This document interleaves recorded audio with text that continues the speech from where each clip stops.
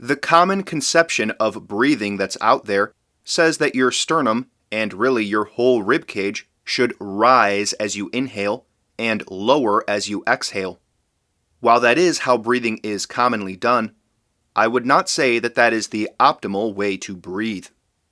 In an earlier video, I explained why we don't want to expand the lowest ribs or abdomen while breathing, and hopefully you experimented with that a bit. I also talked about how the diaphragm is not just muscle. There is significant fascia there, so lifting the rib cage to make this fascia taut will help the diaphragm to work efficiently. Today, I want to bring forth two more ideas around breathing.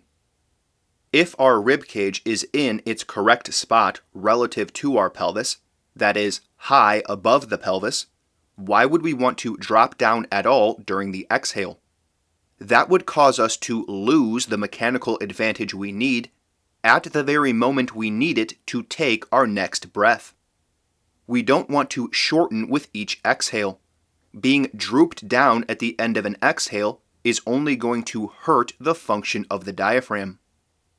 So when we play our breathing game of preventing protrusion of the abdomen, we can add the idea that we want to lift the sternum, really the whole rib cage, as we breathe in, and then keep it at that same height as we breathe out.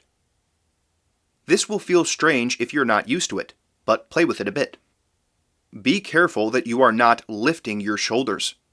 You want to lift your rib cage up through your shoulder girdle, not lift your shoulders.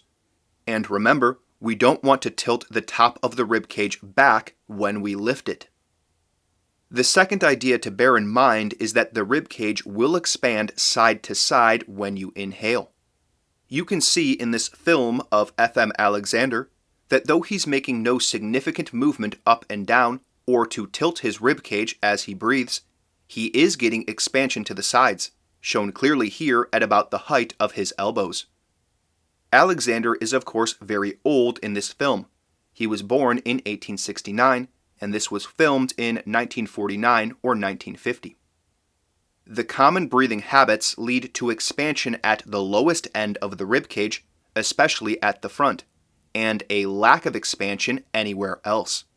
But if we restrict the lowest ribs and prevent protrusion at the front, we can get very significant expansion of the rib cage where the lungs actually are. I know many of you are interested in breathing, but I do want to remind you that from this perspective, the best thing you can do for your breathing is to simply organize your torso into its correct configuration. That's really all these directions are for. They're to get your torso into the right condition for you to just breathe naturally. Hopefully you find these ideas useful for experimenting with changing your habits of breathing.